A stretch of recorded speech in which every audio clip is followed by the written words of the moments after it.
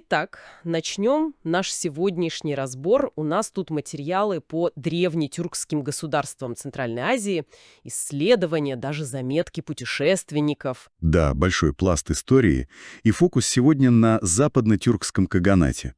Хочется понять, ключевые вещи. Как возник, чем был примечателен, культура, упадок. Погрузимся, в общем, в раннее Средневековье. Именно так.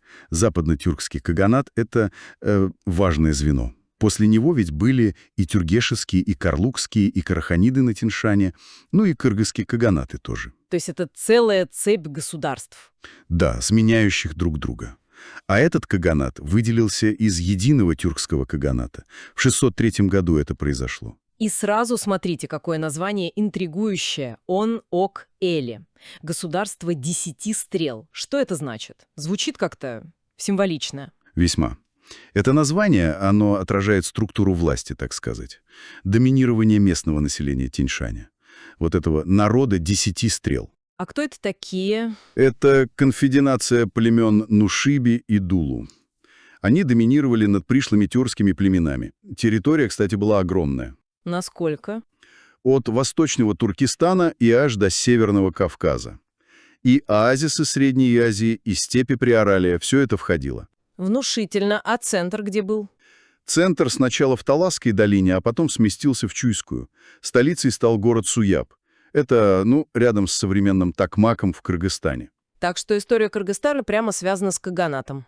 Очень тесно. Переплетена, да? Интересно, а вот как там жилось? Есть какие-то свидетельства, глазами современника? К счастью, да, есть записки китайского буддийского паломника Сюань Цана.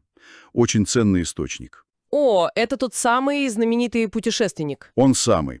Он побывал там в 629 году, как раз во время правления Тонджабгу Кагана. И что он писал? Описал Суяб и Сыкуль, отметил, что в городах Чуйской долины тюрки и сагдийцы жили, бок о бок, мирно сосуществовали. То есть такое смешение было уже тогда? Да. И он, кстати, очень высоко оценил самого правителя, Тонджабгу, и вообще считал Северный Кыргызстан регионом высокой культуры, сравнивал его с Согдом. Ничего себе! Да. А приток сагдийцев сюда, он ведь еще усилился позже, во второй половине VII века, когда их родные земли стали арабы захватывать. Понятно. Значит, при Тонджабгу был расцвет. Но ведь он, кажется, плохо кончил, как-то не сходится. Да, это был период значительного усиления, реформ. Тонджабгу пытался, скажем так, уравнять кочевую и оседлую знать. Укрепить государство хотел. Логично, вроде бы. Но именно это и вызвало острое недовольство. Степная аристократия, она привыкла к своему особому положению. И в итоге заговор, убийство Кагана. Да, печально. И это погрузило Каганат в долгую междоусобицу. Там потом была еще реформа Иш-Бара-Хилаш-Кагана. Она фактически дала независимость конфедерациям Дулу и Нушиби. То есть еще больше ослабила центр. Именно. Любая попытка централизации в тех условиях, похоже, наталкивалась на сильное сопротивление. Ну и логично предположить, что этой слабостью кто-то воспользовался. Соседи, например. Совершенно верно. Как раз в это время набирала силу Танская империя в Китае. А им нужен был контроль над Великим Шелковым путем. Конечно. В 656-657 годах китайские армии нанесли Каганату сокрушительное поражение. Иш-Бара-Каган был разбит, попал в плен, и вскоре умер там. Значит, Китай захватил эти земли? Не совсем. Танская империя пыталась управлять через марионеточных каганов из рода Ашина, правящей династии, но местное население, оно не смирилось. Сопротивлялись. Да, сопротивление шло постоянно. И в 704 году тюргеши, это одно из местных племен, они свергли последнего такого ставленника и основали свое государство – Тюргешский каганат. Понятно. Бурная политическая история.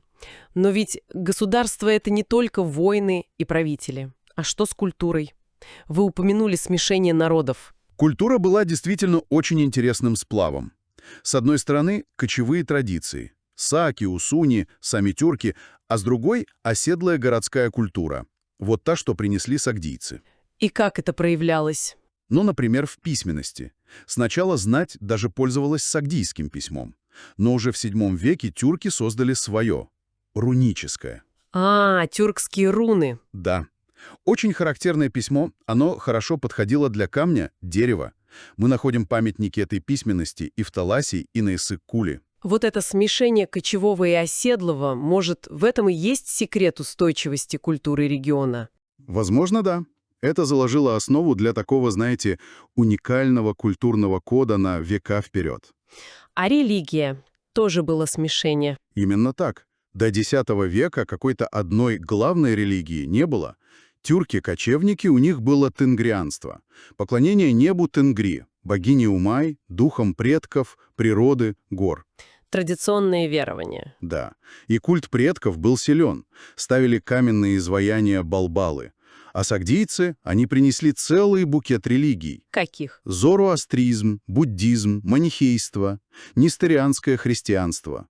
Археологи находят следы всех этих верований в Чуйской долине. Прям плавильный котел. А ислам когда пришел? Он начал проникать с VIII века, но долго встречал сопротивление. Лишь в X веке, уже при караханидах, он стал государственной религией. И тогда уже началось строительство мечетей. Да. Мечетей, минаретов, мавзолеев, вот знаменитый минарет Бурана в Баласагуне или усыпальницы в Узгене — это уже та эпоха. В целом, вот эта эпоха западно-тюркского каганата, несмотря на все смуты, войны, она стала временем расцвета. Города росли, ремесла развивались, торговля шла по шелковому пути. Закладывался фундамент для будущего.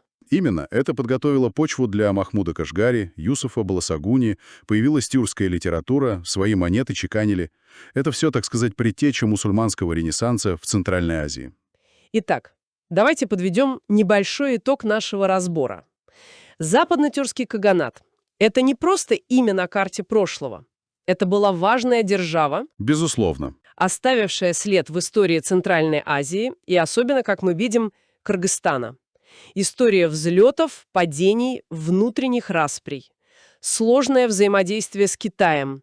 И вот этот уникальный культурный синтез. Верно.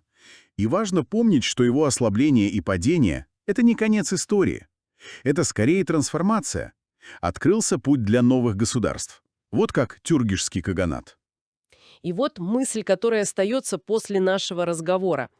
Как наследие этого сложного взаимодействия разных культур, религий, образов жизни, вот всего того, что было в западной тюркском каганате, как оно может проявляться в Центральной Азии сегодня, насколько живы эти древние связи, вот над этим стоит подумать.